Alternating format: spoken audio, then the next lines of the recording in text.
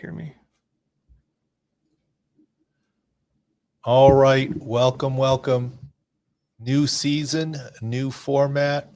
Pro Football Doc Sports Injury Central podcast. Sundays from the War Room. We're still here. There's still 2 games winding down. The Rams are about to ice the game. A first down, which they just got, will ice the game against Houston. Now we're down to kneel downs there. Denver's ahead 20-12 with just under 3 minutes left with the ball. That game is essentially done. We thought we'd get a start on fantasy and waiver wires and things. Let's talk different injuries. We'll do the rundown here and we'll take questions. The goal is to do this podcast Sunday from the War Room when we get essentially down to 1 game, which essentially we are, to take advantage of the break before the big Sunday night football game. And tomorrow morning, we'll do a recap podcast if coaches say stuff or there's injuries from tonight, etc. But we'll run through it all. So far, a good day here, Taylor, huh? Yeah. A couple things to add, Doc. First off, there's a lot of questions on the comments already, so we'll get to those. I want to say, so throughout the offseason, I've seen questions. I've never seen the word please in front of these questions. Now that we're in the middle of the NFL season, I'm seeing a lot of please Drake London, please Zach Tom. So yes, people are worried about players. So, I mean, it's good to jump into them. I might need a little more info on Zach Tom. We're going to get that for you. I already have notes ready to get right. Yeah, Drake gotcha. London we got. We'll cover Bowers. We'll cover Kittle. Deshaun Elliott. I even have questions. We'll cover a bunch of things right now. The big takeaway from the day for you today, Taylor, was what? The health of CMC. I don't want to say per se. I do have someone said, Doc, please admit you're wrong about CMC. I don't need I'm wrong about CMC. He got more carries than I thought he would get. Yes, yeah. And so obviously the scare was more a cramp. Okay. Yep. And look, he did well today, and they played him more than I thought he would play today. And I think you guys know by now that I don't delete tweets or videos. If we're missing something, we're missing something. I'm not trying to straddle the fence. What I said was, if he had a calf strain, no matter how mild, either he wouldn't play today or be very limited usage. The only way it can be CMC, like we all know and love, is that Thursday thing was a calf cramp and a scare. And what worried me is last year, CMC said, everything's fine, nothing wrong here. And it was the calf and Achilles and the whole thing. So technically, what I said was correct. But yes, from a fantasy action standpoint and betting standpoint, whatever, he obviously did very, very well today. So yes, right. I am wrong in that respect and leading you astray. So I apologize. Hopefully we won't lead you astray. We certainly didn't lead you astray on the Miami Dolphins, did we? So the Miami Dolphins are in trouble. They're a hot mess. Yeah. They were a hot mess that got a hotter mess. Mm-hmm. They came in with a bunch of the secondary corners and safeties out. And then favorite name in NFL right now, Storm Duck. Yes. Storm Duck. Yes. It was stormy waters yes. for him. Yes. Yeah, he left the game, and an inexperienced offensive line for Miami became worse with the most experienced guy, Daniels, with a pec injury, and that may be a long-term /season, and didn't look good really on either side of the ball. Achane was a pseudo shining star under his prop, though. Yeah. Still better than we would have thought, but still under the prop, and that's where the fantasy calculator did help. But that's sort of one of the big takeaways here today, and that's kind of what we've been saying from all through the off season there. And it's not that, and we had faith in Daniel Jones, but it's this more much the faith opponent. We'd be lying. This much faith, yeah. There you go. All right, let's get to the injuries. Do you want to start Thursday? I have some questions on Worthy still, or do you want to jump right into the Sunday? Sure, whatever you want. Go Worthy first before we jump into Sunday fully. Okay, second apology of the same podcast, new season. Hopefully, it won't be all apologies. Yes, and whatever. Yeah. Second apology is I did see you guys did a great job getting me some video in WhatsApp, but the connectivity at Petco Park while I was there watching Savannah Bananas on Friday was not good. And I tried to do halftime chat. It wasn't really working very well. Bandwidth, phone, whatever it is. My guy Alex here says, because I have an Android, otherwise it would have been perfect. But in any case, Worthy was what we thought internally, a dislocated shoulder. That's been confirmed. What does that mean? That means that he's going to miss some time. It means that he can return to play with a shoulder harness or strap. It's sort of Darnell Mooney 2.0, except Darnell Mooney happened earlier in the preseason. Jauan Jennings even, right? We'll go to him with the shoulder. We'll go to him shortly. Darnell Mooney, who missed week 1, but hopefully is back very soon here. Worthy, he may hit IR, short-term IR. The hope is he can avoid surgery, play with a harness. His catch radius will be affected some, and he'll have surgery in the off season to get fixed for the next season to get rid of the brace. That is a more normal pattern. So that was the big injury from last Thursday. Thank you. All right, jumping on Sunday, my favorite player, Doc, we'll jump into the Raiders player, Brock Bowers, who you have in the Scott Fish as well as me. What is the update on him? I have Brock Bowers and 5 other. I started 6 tight ends, I think, today. Yes, you did. Fishbowl. And a total of 11 total. Yes. Haven't won it yet, but 90% win right now. We'll see. That's good. Good so far. Good so far. Why? Because Scott Fishbowl, you get 3.5 points per reception for a tight end and first downs plus the yardage and touchdowns. Just too much value for tight ends. And the way you have this year, positionless as well, right? It's basically positionless this year. They're almost all flex players other than quarterbacks. Right. Anyways, Brock Bowers had a good game. A lot of initial fear about a non-contact knee injury. Well, sure, traditional non-contact, but this is not an ACL. His season is not over. By video, he appears to have a left knee PCL sprain. We hope a mild degree. CMC had a PCL that ended his season last year, missing last 5 or 6 games. I forget what it was. I don't think this is that bad on Brock Bowers. His season is not over. It's not surgical. Pete Carroll said he wanted to go back into the game, but the guys who follow us know we always say it's Pollyanna Pete. He's always optimistic about injuries. And the medical staff said no. If it were just a contusion and he had good stability, the medical staff would not have said no. So I think it's a low-grade PCL sprain. How much time? I hope he can avoid injured reserve, short-term injured reserve. I hope so for me and my fantasy team, but also for his sake and his health. But low-grade PCL on the left knee. Now, kudos to his toughness. He got up from the play on the sideline, went back in the huddle, and ran the next play before he limped off a little bit. I think it's a couple-week absence for Brock Bowers. Whether he hits short-term IR or not is the question, and we'll learn more tomorrow, and we'll update everybody. And then I think you did say that something that maybe can linger. I remember Dalton Kincaid last year for the Bills had a PCL injury, and it kind of lingered for a majority of the year, second half of the year or so. And then Gabe Davis also had one too, right? And it lingered in all the offseason a couple years ago. So, well, not all PCLs are the same. I'm hoping this is more mild in degree. Fingers crossed here. Maybe, hopefully, I'm not interjecting my own fantasy roots into this. The bias, the bias. But it doesn't look bad, but it is a PCL, so there is, quote, structural damage. I'm sure MRI incoming, and we'll learn more tomorrow. But if you have Brock Bowers, don't drop him.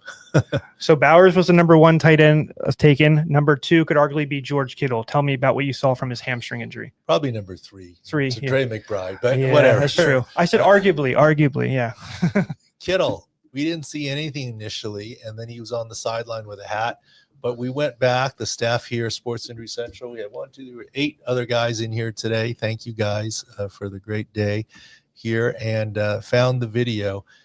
An earlier play, the play before, he pulled up a little bit with his hamstring, and they just said, look, we're not going to make it worse. Look, the backup tight end won the game with that Tonjes, which is great. But why did they do that? This is where, yes, I've already said I'm wrong on McCaffrey, so I'm not trying to go back on it. But part of what I'm saying is you can't win the division in week 1, but you can lose it in week 1. They're not trying to make a mild hamstring in George Kittle into 6-8 week or longer hamstring and have it get worse. That was the same logic I was applying to CMC, but it does appear it was a calf cramp, not a calf strain. So they were being protective. I guarantee you Kittle wanted to return and play. 4th and 8 for the Broncos, turned over on downs with 59 seconds left, up 8 points. That was an interesting. So, Doc, we'll go to the next guy. You mentioned earlier the Miami Dolphins are a bloody mess. talk about how Puka Nacua was also a bloody mess Oh, today. look at you with the transition. Thank you. That was good, and hopefully people followed up in real time. Look, he ran off the field after a play, and then when some of the big boys, including after tweeted concussion check, which is true, it was a concussion check.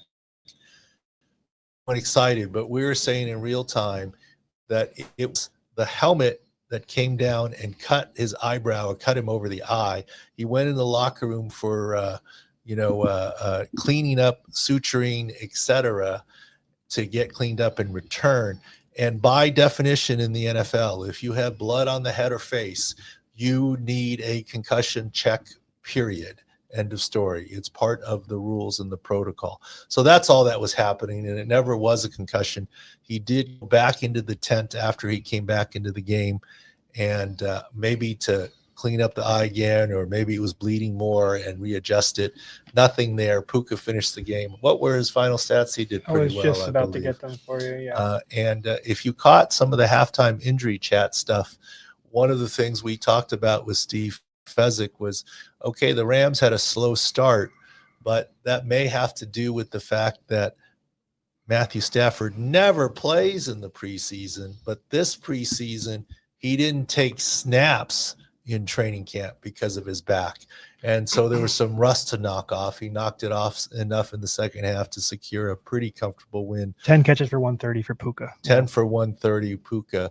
Pretty comfortable second half win for the Rams once he knocked a little bit of rust off. We had confidence in Matt Stafford's health this game. How long will it last with the quote herniated disc is the question for the season there. And indeed, if you remember, appointment viewing at halftime at 11:30 Pacific, 2:30 Eastern, first half, boom, we're going live with halftime no matter where the 8 games are. In the second half of games, 2:30 going live. We want to do it at or ahead of halftime. So some of Steve Fezzik's knowledge using our injury information, and it's sort of a lifetime demonstration of what we can do to help you win. Not to mention, this is why we're confident with the guarantee this year, 56.5% NFL across 6 years. Our worst year was 54.6%. That's why we're confident money back or winning season. Go to SIC score for details.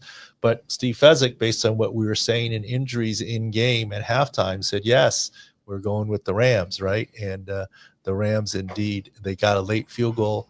The Houston did. Rams were down 9-7, minus 2.5 in the second half. Pretty easy cover for second half for the Rams for the second half and the game. Well, I'll mention too, we are definitely on the under in this game due to the running back situation for Houston, Mixon, and then Chubb not being 100%.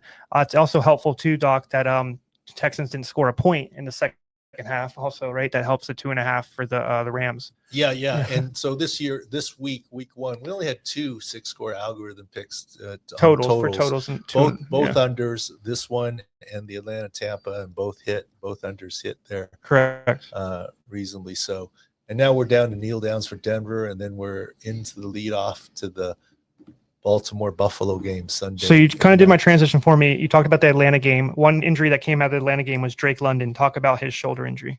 Drake London late in the game on the catch, no catch end zone, landed on his, I'm thinking about the video. Was it left or right shoulder? I'm running the video back in my mind. I want to say right, but I think it was right. Yeah, but the bottom line, it was an AC joint sprain.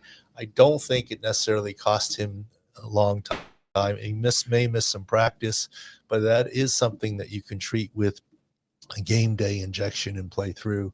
I've done it dozens and dozens of times for the Chargers across 17 years. So it is something that he can keep rolling with, but he will miss some practice time is what likely will happen with Drake London. A big thing with that, Doc, is Mooney already missed time with the shoulder. So hopefully at least one of them can play. It'd be bad if both of them missed time week 2. I think Mooney's close. I mean, I think it's more likely it was an early preseason shoulder injury. Both there. Okay.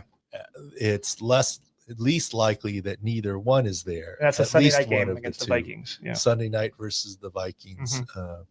And the Vikings coming off short rest. They play Monday against the Bears. Yes. Right. Next wide receiver, big time wide receiver. Jets scored a lot of points. That was trending towards stats being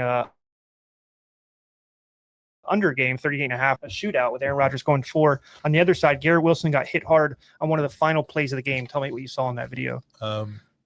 Shaken up, hurt, not injured. Don't see it being an issue. Who would have thought? Look, we didn't play that game would have been what 32-30. The potential shootout game between the Bengals 34-32. Yeah. Sorry, 34-32. With 17-16 for Bengals. Mm-hmm. That's a little bit, but certainly good news for Aaron Rodgers fans, huh? Yeah, he looked pretty decent. You always talk about in the offseason. They got him specifically because that defense is aging, and that's a win-now team, right? And it looks like they're starting to do that this season. Another wide receiver that we talked about specifically with straps on the sideline. We had a good picture of Jauan Jennings with that. Tell me what you saw with his left shoulder injury. Didn't see the injury in real time with the all games going on, but that strap wasn't on him before. That is a strap where he had a shoulder subluxation and it shifted. It may not have come all the way out, but that's why he put the strap on to try and stay in the game, etc. Not expect a lot of missed time. We'll see about practice. Now, he got a quote raise, but a lot of it was incentives. Correct. Right? Yeah. It was a sort of an incentive-laden raise. So he's motivated to try and stay in and play, no question. Next one we saw, it's scary every time he gets hit. We already had a low score on him just to start this year was Chris Olave. It wasn't head, but it was chest. Tell me your thoughts on what you saw in his play. Well, there was a little whiplash effect, but it was more chest and it looked like more wind, and thankfully that's the case. So don't think there's going to be anything. He's gotten cleared of concussion protocol. It was just wind with the big hit. Our worry on Chris Olave, given his multiple concussions last year, is the next one will be at least a month out. It's not a 1 week out for him. He's Tua in wide receiver form, I guess you could say. Yeah, so that's where the worry is, and hopefully he can stay healthy. Last one, Doc, just to wrap this up, the big key injuries. We got a little information on one thing we do need to get you as a video, though. He did leave with a hip injury, and he's a talented right tackle for the Packers. We'll get you more. Obviously, we'll have insights and et cetera at Six Score. A couple other people that got hurt. You want to talk about the Micah McFadden real quick? Not a big time player, but the injury. I think big time for the Giants. Right. They've got the stout defensive line, and it seemed like the linebackers got attacked it a little bit after he left. Mm-hmm. What looks to be a right high ankle sprain. That's why X-ray's negative. He was in a boot. Yeah, he's going to miss some time. The hope is he can avoid injured reserve short term. His season isn't over. And you saw Washington Commanders attack his position a little bit with Zach Ertz as soon as he left the game. And that changed the game a little bit there, McFadden being out with what appears to be a right high ankle sprain. Any other questions here? I think we've answered everything. You got Tom, CMC. Do we have information on Deshaun Elliott, guys? So we had a question on him, the free safety from the Steelers. Yeah, that's part of the hazard of running the podcast early. We have less time to listen to coaches and do some catching up, you'd say. Recaps in some of these late games. But we promise you tomorrow around 11 a.m. Pacific time, we'll do a recap of any of the issues here. But we've got a lot of requests to get out early. So our new schedule this year, we've got all sorts of VSIN and Sports Grid things. We've got the halftime show appointment viewing at 2:30 and 5:30 Eastern time. We've got this in the 4 o'clock/7 o'clock hour, 7 o'clock Eastern hour, as soon as we get down to one game in the podcast. And we'll even do the quick videos from the war room, etc. With anything else, guys? Room, thank you. Taylor, Charlie, Alex. Good night, John Boy. Wherever you want. I don't even know what they that don't know what anything of that. Most of the room doesn't know what that reference is. You taught me 10 years to whatever I'm saying. Oh, you were bringing us today. Some of the young guys here. I was like, yeah, they're not going to know. Yeah, the Waltons. That's what I was saying. When they say goodnight to like 17 different people at night. The closing. Craig knows what it is. He's the only one. Anything else, guys? Any other questions? We'll have it a wrap for today from the war room, but we'll all be live from the homes and families for the night game here. And thanks. Which we have a play on, by the way. So go to sick picks at sickscore.com for any pick later on. We got a pretty good play on that. We do. There. Yes. But anyways, the halftime chat will be from the home there, more informal tonight. Forgetting anything, Alex, Craig? All good. All good. Anything else? Last Good. chance. All good. Everyone's shaking their head. Everyone's shy today. Can I They say don't wanna say Bueller? that. Do you think they got that one? Do you guys know Bueller? No, they don't even know I'm Bueller. done. I got to reevaluate now. Now I'm old, apparently. Charlie, you know Bueller? You don't know Bueller. Doug, you know Bueller? Oh my gosh. Alex knows Bueller. Yes. Greg knows Bueller. All right. Ferris Bueller's Day Off. Come on. Have you ever heard of that movie? When the teacher's looking for him in the class, he's like, this- Bueller. That's all right. Never mind. Never mind. All right. Thanks, you guys. Yep. Good Sunday.